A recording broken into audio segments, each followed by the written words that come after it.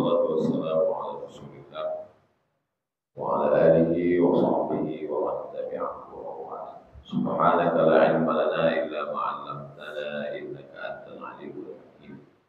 Rabbi shrah li sadri wa yassir li amri wa hlul 'uqdatam min lisani yafqahu qawli. Kita lanjutkan membaca kitab Riyadhus Shalihin. Imam Muhyiddin Abu Zakaria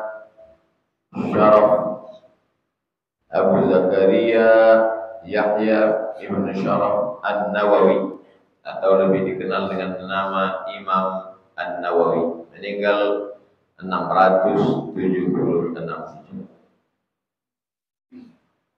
Hadis yang ke-13, an Abi Hurairah radhiyallahu anhu, dari Abu Hurairah radhiyallahu anhu. Qala, dia berkata, Abu Hurairah nama aslinya Abdurrahman bin Sakhr. Ingat, Abdurrahman bin Sakhr. Abdurrahman bin Sakhr radhiyallahu anhu, Allah meridainya. Qala, dia berkata, sami'tu Rasulullah sallallahu alaihi wasallam. Aku mendengar Nabi Muhammad sallallahu alaihi wasallam bersabda.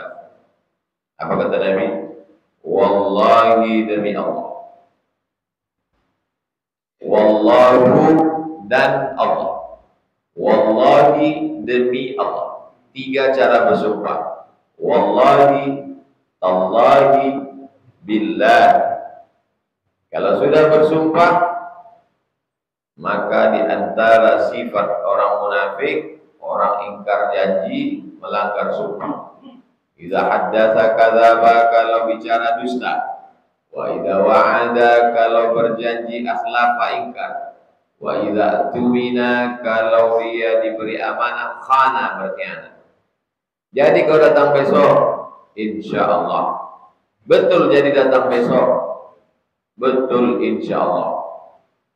Ragu saya kamu datang besok. Wallahi. Maka kalau sudah pakai wallahi berarti bersumpah. Orang Islam untuk menekankan makna bahwa dia benar, dia bersumpah. Kalau bersumpah hanya boleh pakai nama Allah. Tak boleh bersumpah atas nama cinta.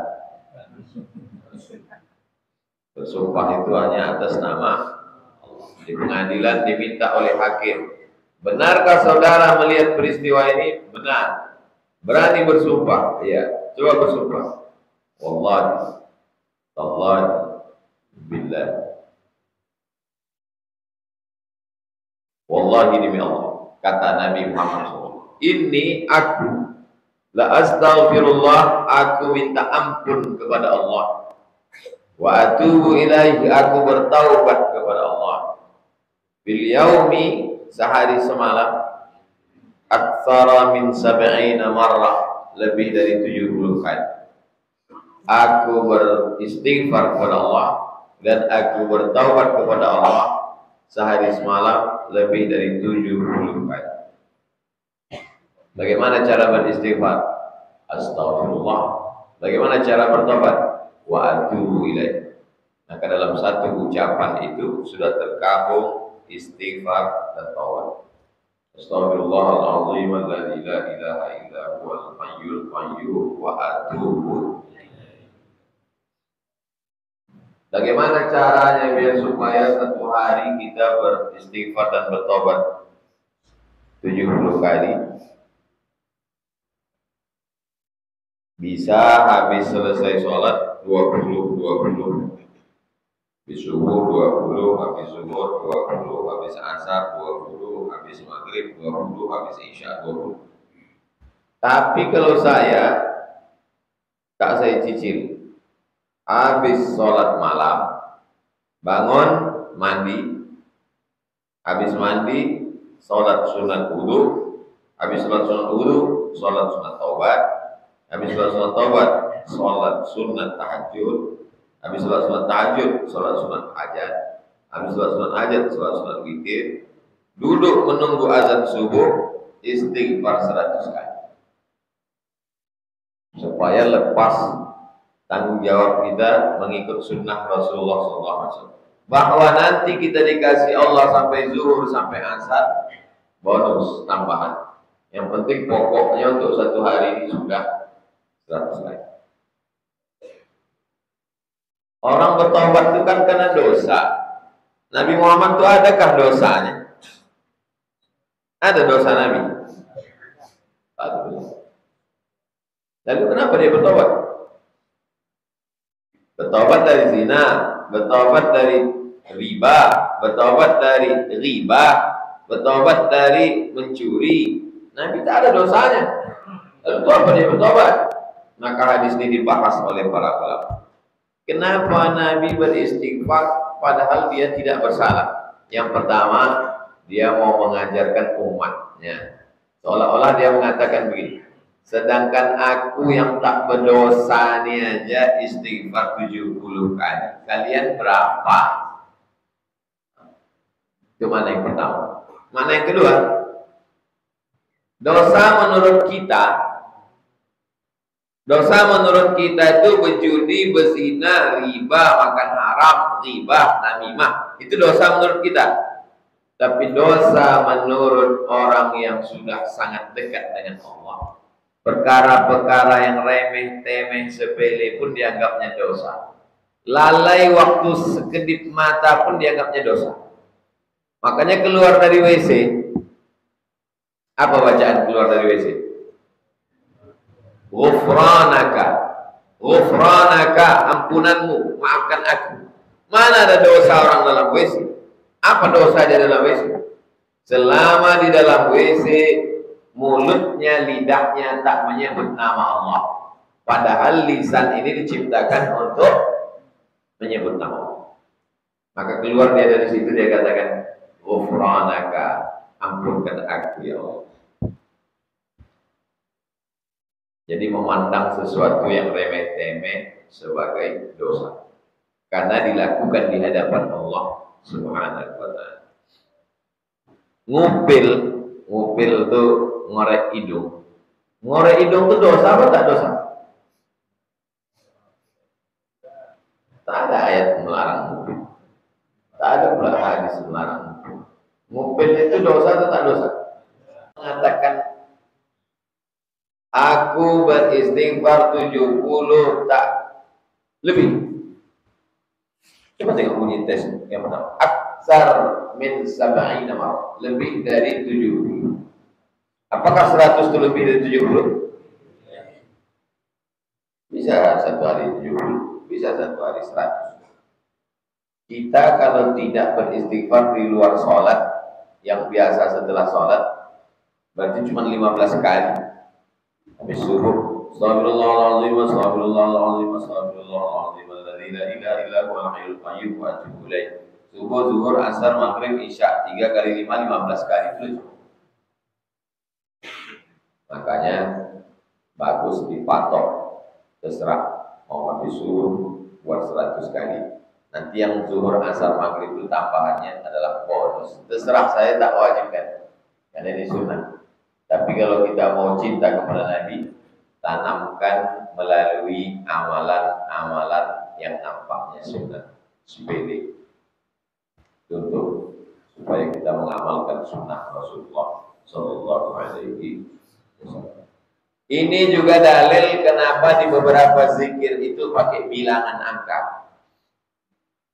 Ada orang beristighfar, tak usah dihitung-hitung, sebanyak-banyaknya aja.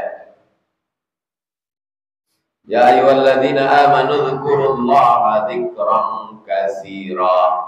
Hai orang-orang yang beriman, berzikirlah sebanyak-banyaknya. Banyaknya berapa? Orang sekarang kalau udah banyak ini tak dihitungnya lagi. Sallallahu. Habis itu agak 20 berarti. Nah, itulah makanya banyak kadang ulama matok. Istighfar 100, salawat 100, la ilaha illallah 100, Al-Fatihah 100. Gunanya itu apa? Batas minimal, bukan batas. Jadi angka-angka itu adalah batas minimal supaya kita membuat suatu target. Lebih daripada itu dzikran katsira. Berzikirlah sebanyak-banyak. Mulut beristighfar, hati menyesal, tekad tidak melakukan perbuatan itu lagi. Tiga.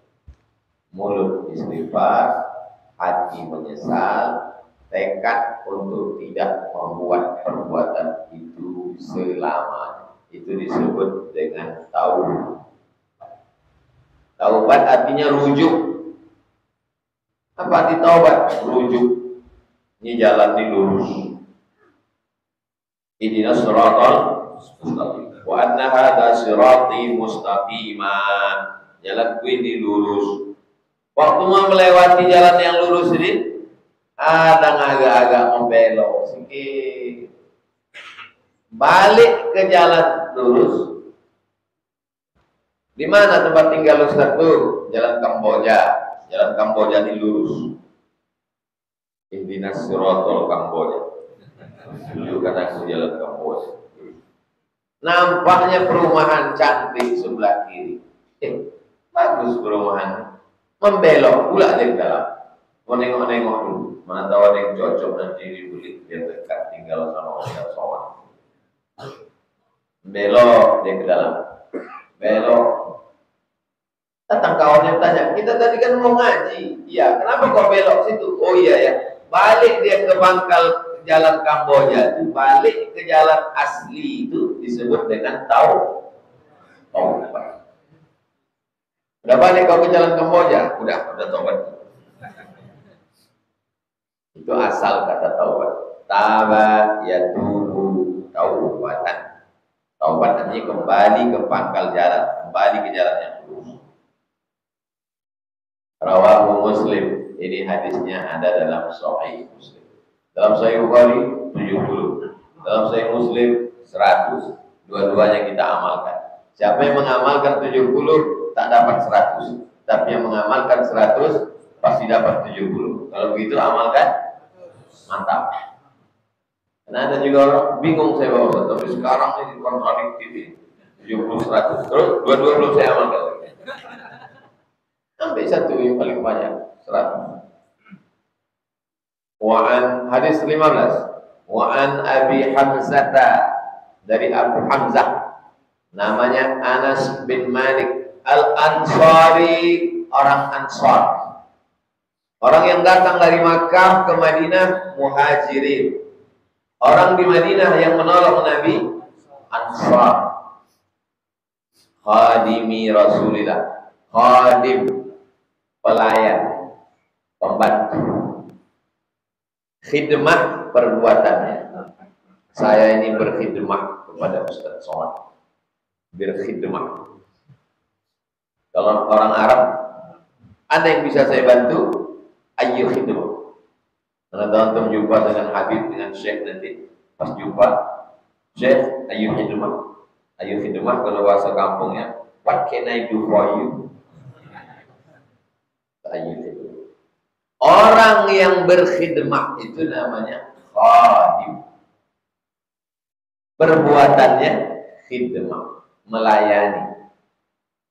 Saya kalau datang ke suatu kota, datanglah sekelompok anak muda berkhidmah. Saya berkhidmah sebagai provider. Tapi tidak ada polisi, kami membantu. Kami komunitas pemuda Pancasila mengawal Ustaz.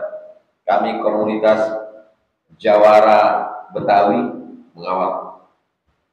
Kami komunitas biker subuhan mengawal. Ini berkhidmah. Ada pula orang yang punya kelapangan rezeki, saya menyediakan mobil. Klubnya sudah kami buat, BA1 UAS. Selama Ustaz di sini. Nanti Ustaz balik kami robah lagi. Ini mereka ini orang-orang yang berkhidmah lillahi ta'ala. Anas bin Malik nih berkhidmah untuk Nabi. Berapa lama? 10 tahun. Sejak Nabi pindah ke Madinah sampai Nabi meninggal. Maka disebut dia dengan khadim, pelayan Rasul. Radhiyallahu anhu, Allah meridhai. Qala Rasulullah sallallahu alaihi wasallam, Rasulullah bersabda, "Lallahu afrahu bi taubati 'abdihi min ahadikum sakhata 'ala ba'irihi wa qad adallahu fi ardi falatin." Kita naik onta, naik kuda, sampai di tengah gurun pasir, tiba-tiba kita jatuh. Kuda tuh lari. Bukan ada angkot panah di situ. Sampai di gurun pasir, tak ada orang, tak ada minum, tak ada bor kayu. Lari kuda itu lepas. Tak lama sesudah itu datang kuda itu. Kira-kira hati kita senang tak? Allah lebih senang lagi menengok orang bertaubat daripada perasaan orang menengok kuda lepas lari lagi. Antum bisa tak merasakan perasaan orang ini? Tak bisa. Kenapa? Karena antum tak pernah naik kuda. Anak pernah, tapi untuk foto aja. Kita hanya bisa merasakan perasaan kalau kita mengalami kondisi yang sama. Kalau tidak, kita hanya mendengar ceritanya saja. Saya dulu ketika mau bayar uang SPP, kata mahasiswa cerita, besok penutupan bayar UIN, hari ini masih tak ada duit. Di tengah malam saya berdoa, besok subuh jumpa bapak-bapak di masjid. Tiba-tiba bertanya, dikabulkannya doa. Rasanya, kata si bapak bercerita sama anaknya, bagi anaknya itu bukan sesuatu yang enggak amazing banget kali gitu. Kenapa? Karena anaknya dia mau bayar SPP ada duitnya. Bukan sesuatu yang membahagiakan, karena dia tak pernah mengalami. Naik unta, naik kuda sampai di gurun pasir, tiba-tiba melompat kuda itu jatuh, lari dia tak kemana, putus harapan. Tiba-tiba sedang dalam keadaan lelah, datang dia balik. Allah lebih senang menengok orang bertaubat daripada perasaan orang.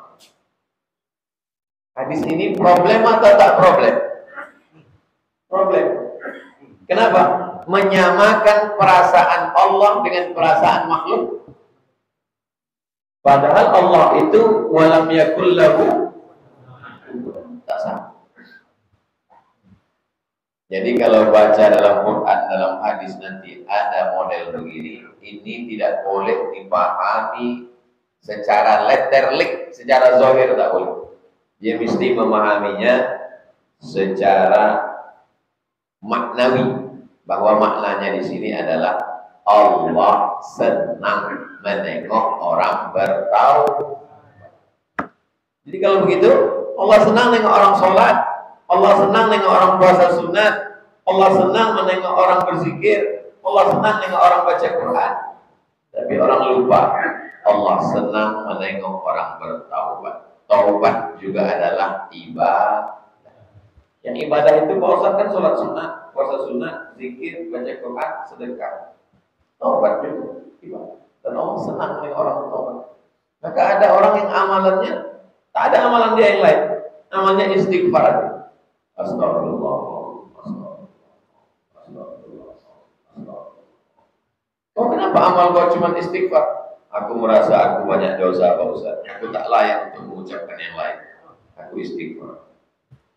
Kau kenapa tak sholat? Cukup istighfar aja, Pak Ustaz. Kau selesai. Tidak sholat dulu dosa besar, tak bisa dengan istighfar. Hadisnya muttafaqun alaihi. Masih ingat muttafaqun alaihi? Ada di Sahih Bukhari. Muttafaqun alaihi.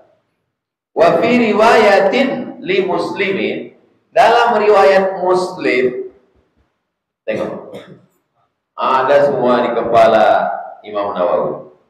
Dalam Bukhari, Muslim begini bunyinya, tapi dalam riwayat Muslim, begini bunyinya. Panjang, 4 baris.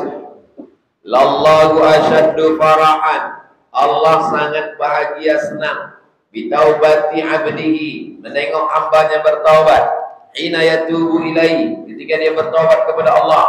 Min ahadikum kana ala rahilatihi bi ardi falatin, ada seorang naik unta, naik kuda di gurun pasir tak bertepi. Fanfalatat minhu, tiba-tiba ontanya itu, kudanya itu melompat, jatuh dia. Wa alaiha ta'amuhu, di atas kuda binatang tundangannya, di atas untanya itu ada ta'am, makanan. Wa syarab, ada minuman. Melompat binatang tunggangannya tadi, dia jatuh, pergi. Makanan dibawa, minuman dibawa. Saya Pak Ustaz kalau makan minum di bawahnya tak apa-apa. Handphone di bawahnya juga. Pak Aisa minha. Ais artinya putus asa. Siapa nama kau? Ais, putus asa. Aisyah. Dan Aisyah perempuan yang putus asa. Siapa nama kau? Aisyah. Fa'ata syajaratan, lalu dia tengoknya ada sebatang pokok kayu. Fattaja'a minha, dia pun lemas kembali. Makanan tak ada, minuman tak ada, mau berjalan jauh, panas terik, putus asa. Fi zilliha, bernaung di bawah pokok kayu. Waqad Aisyah, dia sudah putus asa min rahilati, tak balik lagi dari binatang tunggangan tadi, tak mungkin balik lagi. Tak kemana sudah. Kalau bahasa kampungnya, kijang lopeh ke imbo panjang pula.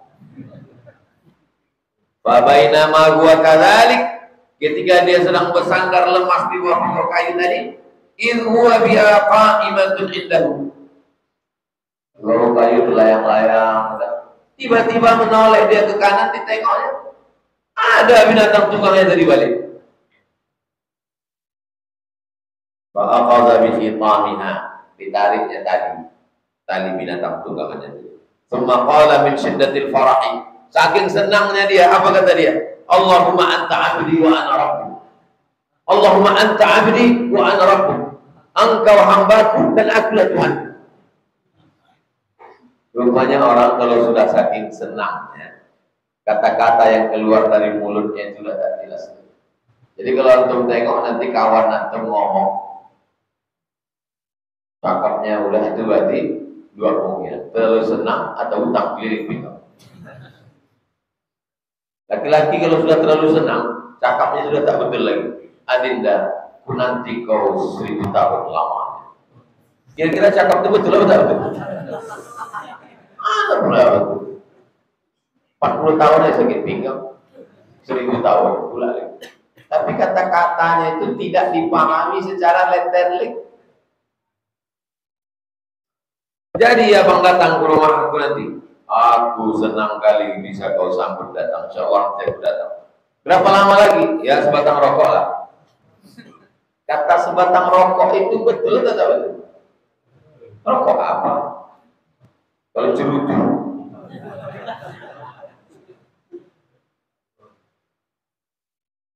Saking senangnya dia kata, Allahumma anta abdi wa ana abdu wa ana rabbuk. Engkau hambaku dan aku Tuhan. Akhta'a, salah bercakap. Min syiddatil farahi, saking bahagia, saking senang. Senang kau dapat tunggangan dengan makanan minuman, maka Allah Subhanahu wa ta'ala lebih daripada itu. Kenapa mesti bercerita panjang lebar sampai 7 baris? Untuk menjelaskan makna senang. Kata senang itu kan kata yang abstrak. Siapa yang bersedekah pahalanya banyak, cukup. Siapa yang bersedekah pahalanya banyak. Tapi Allah tidak ingin kita hanya cukup tahu banyak, maka diceritakannya. Banyaknya macam mana? Kama tali habbah sebiji, ambatat sab'a sanabil, tumbuh 7 cabang. Wa fi kulli sumbulatin mi'atu habbah, dalam satu cabang ada 100 sebiji, ditanam dalam tanah, tumbuh 7 cabang, dalam satu cabang ada 100.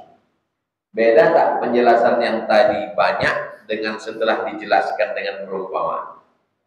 Perumpamaan itu mendekatkan makna kata.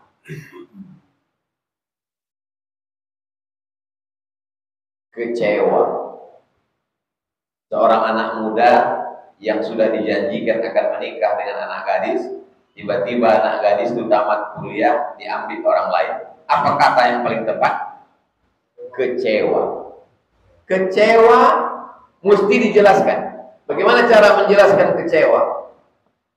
Macam-macam cara orang menjelaskan kecewa. Gimana kecewanya kau? Ternyata Pak Ustaz bertepuk sebelah tangan. Kata bertepuk sebelah tangan itu mengungkapkan makna tak berbunyi. Gimana kecewanya kau? Tak berbekas rupanya selama ini Pak Ustaz. Macam mana tak berbekasnya? Macam air tumpah di daun keladi. Susah sekarang karena anak-anak pun tak tahu keladi. Keladi itu apa? Talas, daun talas itu kena air hujan lewat macam tak ada berbekas. Jadi kau anggap apa tuh selama ini? Kucing kurang. Pemilihan kata kucing kurang itu pun ada makna.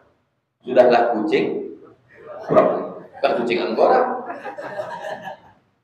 Nah, jadi setiap penjelasan-penjelasan dalam ayat, dalam hadis itu yang ingin dia sentuh itu sebenarnya adalah hati. Kalau sudah hati orang tersentuh, maka mudah dia untuk menerima hidayah. Jadi jangan heran antum kalau membaca ayat. Kenapa? Karena bahasa Al-Quran itu bukan bahasa hukum. Kalau bahasa hukum singkat. Siapa yang melaksanakan ibadah dapat pahala. Pahalanya banyak. Cukup. Tapi dia ingin menjelaskan, maka ada sastranya. Bahasa Al-Quran itu sastra. Yang kadar sastranya lebih tinggi daripada sastra orang Arab jahiliyah yang saat itu suka sekali bersyair-syair.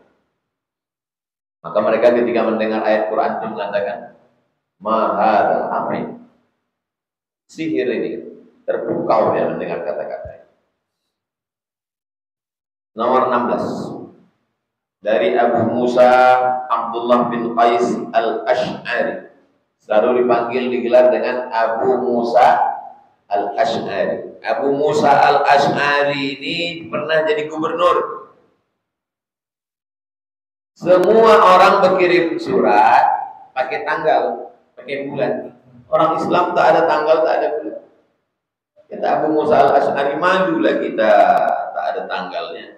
Dialah yang meminta tanggal bulan kepada Umar bin Khattab. Waktu itu Amirul Mukmininnya Umar. Umar mengumpulkan sahabat, jadilah tahun baru Islam. Nah, ini orang Abu Musa al-Ash'ari.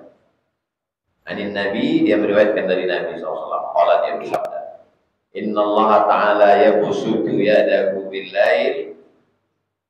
Allah membukakan tangannya di waktu malam, liyatuba musi'an nahar, menerima taubat orang yang buat dosa di waktu siang. Wa yabsutu yadahu bin nahar, dia bukakan tangannya di waktu siang, liyatuba musi'ul lail, untuk mengampuni orang yang buat dosa tadi malam, dibukakannya siang. Yang buat dosa di waktu siang, dibukakannya waktu malam. Kalau begini cara menjelaskan hadis ini, kita menjadi orang mujassimah, menfisikkan Tuhan. Allah membuka tangannya di waktu malam. Ini makna ungkapan. Saya menerima kamu bertamu ke rumah saya dengan tangan terbuka. Pas datang ke rumahnya, tegak di depan pintu, selamat datang, selamat datang. Katanya bapak dengan tangan terbuka. Mulai saya datang ke rumah bapak, kamu datang ke rumah saya, pintu rumah saya terbuka 24 hours, 24 jam. Datang kita jam 10, kompleknya berkunci, gerbangnya berkunci, rumahnya berkunci, jendelanya berkunci. Maka ini tidak bisa dipahami secara lahiriah. Tidak bisa dipahami secara letterlik. Karena kalau dipahami, Allah membukakan tangannya. Allah bertangan. Terbayang Allah bertangan. Maka kalau ketemu dengan hadis-hadis mutasyabihat, mesti ditakwil. Begitu dalam akidah Asy'ari. Maka maksudnya apa? Allah membukakan pintu taubat di waktu malam bagi pelaku dosa siang. Allah membuka pintu taubat siang ini bagi yang sakau malam tadi, bagi yang mabuk malam tadi, bagi yang dugem malam tadi. Dugem, duduk sambil gemetar. Bagi yang berzina malam tadi, dibukakan pintu taubat siang ini. Artinya jangan bertobat menunggu mati. Kau kenapa belum bertobat? Tobat itu enaknya malam, Pak Ustaz. Nanti malam. Iya, kalau sampai nanti malam. Kalau asar nanti malaikat maut datang. Rupanya malaikat maut udah simpang panam. Yakin kali dia malaikat maut masih di perbatasan Sumbar. Bersegera bertaubat untuk minta ampun dosa pagi ini atas dosa tadi malam. Berdosa siang, bersegera bertaubat. Makanya ada zikir pagi petang. Zikir pagi dibaca habis subuh. Zikir petang dibaca habis maghrib. Supaya apa? Dosa yang siang diminta ampunkan maghrib, dosa yang malam diminta ampunkan subuh.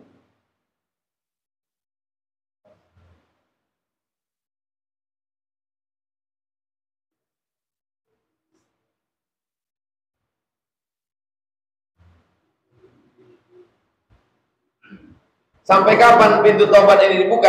Hatta tatlu'asy syamsu min maghribiha. Sampai matahari terbit dari maghrib, dari barat. Maroko itu disebut maghrib karena dia berada di tempat tenggelamnya matahari. Ghurub artinya tenggelam. Syuruk terbit. Ghurub, maghrib, tenggelam matahari.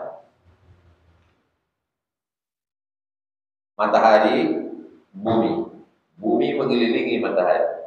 La syamsu yanbaghi laha an tudrikal qamar wal lailu sabiqun nahar wa kullun fi falakin yasbahun. Matahari tak mungkin menjumpa bulan, bulan tak mungkin menjumpai matahari. Begitulah agaknya hubungan kita deh. Karena ayatnya tak setuju tadi. Ingat terus surat Yasin. Asyamsu yanbaghi laha an tudrikal qamar wal lailu sabiqun nahar wa kullun fi falakin yasbahun. Matahari tak mungkin jumpa bulan, siang tak mungkin mendahului malam. Kita jalan masing-masing aja. Tafsir sesat. Sampai masanya aturan yang dibuat Allah ini keluar dari garis edarnya. Yang selama ini matahari terbit dari timur, tiba-tiba dari barat, artinya kacau balau. Itu yang disebut dengan wa idzal kawakibun tafarat, planet-planet berguguran.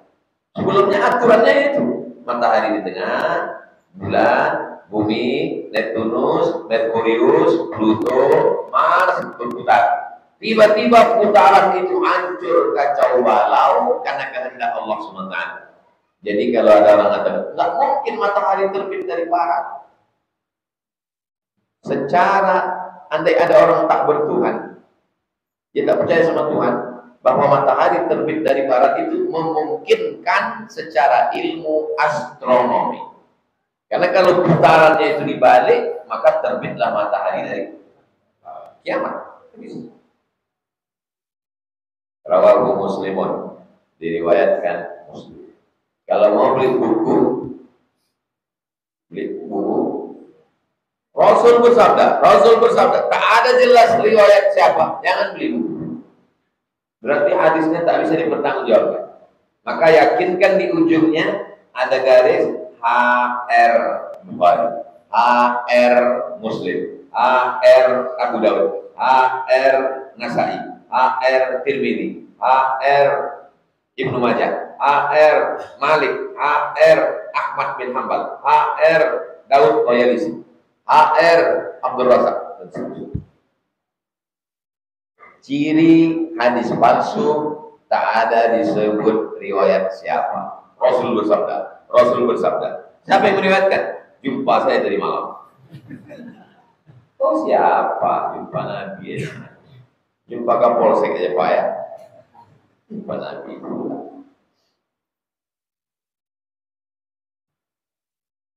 Tapi buku sekarang kan dibalut plastik Pak Ustaz. Itulah namanya beli kucing dalam plastik. Hadis 17 dari Abu Hurairah. Kenapa banyak kali Abu Hurairah? Dia paling banyak berikan 5.000 lebih. Kenapa dia yang paling banyak? Dia tinggalnya di emperan Masjid Nabawi. Ada di belakang. Bukan disebut Ahlus Suffah. Tinggal dia situ. Tunggunya Nabi keluar. Selampaknya Nabi keluar, dekat dia. Pergi Nabi ikut dia. 3 tahun dia jalan sama Nabi. Oh mananya Nabi pergi. Maka dia paling banyak hadis kepala. Kalah sama yang lain. Setelah Nabi meninggal, diriwayatkannya hadis itu. Itulah maka banyak riwayat dia.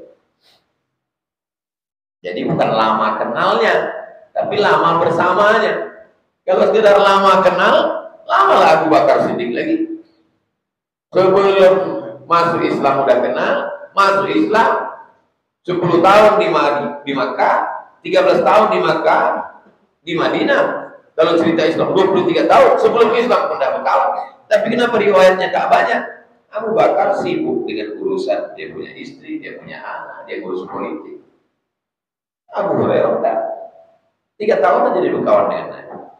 Jadi kalau begitu, yang perlu itu kuantitas atau kualitas? Kualitas.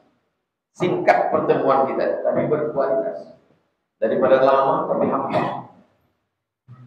Tak ada sempat biar.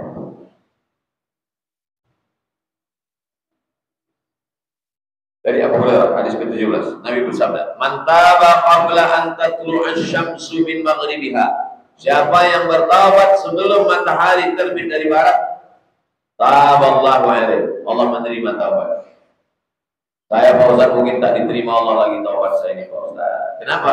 Umur saya udah 40 Pak Ustaz. Ada orang pernah ngomong gitu. Dia kalau udah umur udah 40 tak diterima Allah taubat. Benarkah pernyataan ini?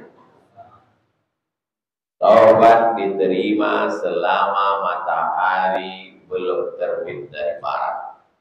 Besok pagi, kalau antum tengok arah ke barat, tiba-tiba terang, tak usah bertobat lagi. Jadi ketika bangun pagi, sholat subuh, amati matahari. Di mana matahari terbit? Alhamdulillah terbitnya masih di sana, terang benderang. Jam 6 terbit matahari. Alhamdulillah.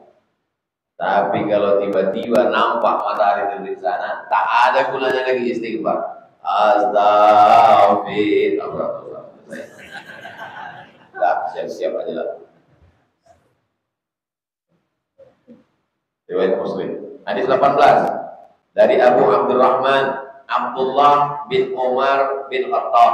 Siapa namanya? Abdullah. Siapa nama anaknya? Abdurrahman. Siapa nama ayahnya? Umar bin Khattab.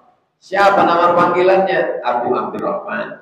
Nama lengkapnya Abu Abdurrahman Abdullah bin Umar bin Khattab. Gitu nama kita pendek. Siapa namanya? Ucok. Siapa namanya? Buyuk. Siapa namanya? Uas. Kita suka menyikat-nyikat. Nama panjang pun disingkat. Abdullah. Siapa namanya? Dolat. Sulaiman. Siapa namanya? Sulaiman. Nama itu panjang. Abu Abdurrahman. Orang di Arab itu nyingkat-nyingkat juga Pak Ustaz. Di Maroko kalau kita jumpa sama orang pertama kali kenal belum tahu namanya, dia panggil kita Simo. Simo. Baru kenal mohon apa? Simo. Simo itu artinya Sidi Muhammad. Simo. Sidi itu Sidi. Sidi itu Sayyidi Tuhan Muhammad. Jadi semua orang yang belum dikenal dipanggil Muhammad. Orang Arab kalau manggil orang tak tahu dia namanya Muhammad. Muhammad tak. Kalau tak kenal siapa itu? Ujang. Yang yang laku.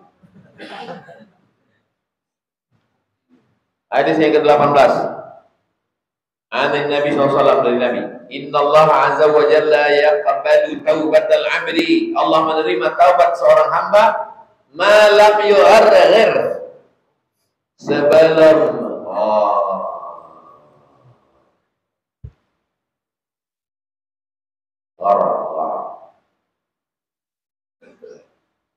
sebelum Rawahu Tirmidzi. Hadis ini ada dalam Sunan Tirmidzi. Qala kata Imam Tirmidzi, haditsun hasan. Yang paling tinggi sahih, di bawah sahih hasan, di bawah hasan dhaif, di bawah dhaif maudhu. Maudhu bukan hadis, hadis palsu. Jadi sebenarnya 3 saja. Sahih, hasan, dhaif. Hadis ini hadis hasan. Hasan dengan sahih tak ada ikhtilaf. Allah menerima taubat sebelum ghara-ghara. Kalau sudah nafas di tenggorokan, itulah mengapa taubat Fir'aun tak diterima. Falamma adrakahul gharaq, ketika air laut merah itu sudah masuk ke tenggorokannya, apa kata dia? Amantu, aku beriman. Game is over. Sudah selesai. The end. Habis. To be continued. Where? Go to hell. Berlanjut kemana? Neraka jahanam. Tanda alam semesta taubat ditutup, terbit matahari dari barat. Tanda pada diri pribadi taubat tertutup, ghara-ghara. Kalau sudah ghara-ghara, tapi kita tetap husnuzon, kita bisikkan ke telinganya, la ilaha illallah. Kalau ada nanti orang mau sakratul maut, ghara-ghara, siapa di antara antum ini yang pernah menengok orang sakratul maut? Angkat tangan. Yang belum, cari-cari orang mau mati. Itu sangat berkesan daripada antum hadir ceramah 100 kali. Masuk ke kepala. Yang belum pernah mencium orang mati, angkat tangan. Pernah semua? Tengok orang mati, buka penutup badan. Ada orang sakit datang, nazak, dah mau sakratul, bisikkan ke telinga sebelah kanan. La ilaha. Kita tidak sedang menengok orang lain, begitulah aku nanti. Makanya kita berdoa, wa taubatan qablal maut, wa rahmatan indal maut, wa maghfiratan, taubatan qablal maut, rahmatan indal maut, maghfiratan ba'dal maut. Sebelum, sedang, akan datang. Before, after, and future. Itulah kita. Masa lalu, masa sekarang, masa akan datang. Yang lalu sudah lewat, yang akan datang belum jelas, nikmati yang sekarang. Banyak orang gara-gara memikirkan yang lalu sampai lupa menikmati yang sekarang. Banyak orang saking sibuknya memikirkan yang akan datang sampai lupa menikmati yang sekarang.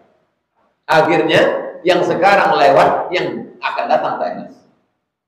Jadi hidup ini mesti dinikmati per episode-episodenya. Saya sedang menikmati bersama dengan antum.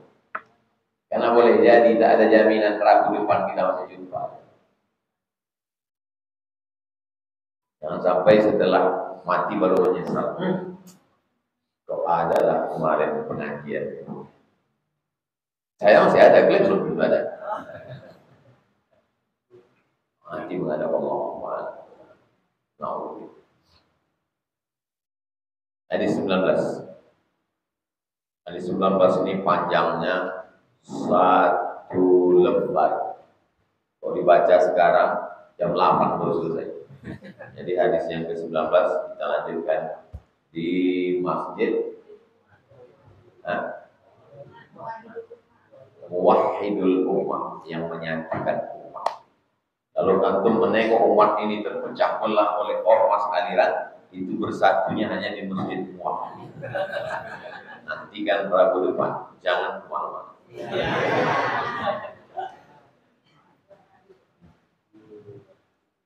Makna kalimat jangan kemana-mana itu kalau dipahami secara letterlek, kalian. Kau kenapa tak bergerak? Kata Ustaz, jangan kemana-mana. Padahal maksudnya datang nanti Rabu depan, kan gitu kan? Siap antum sampai menghadapkan kita. Jadi bunyinya macam tak siap.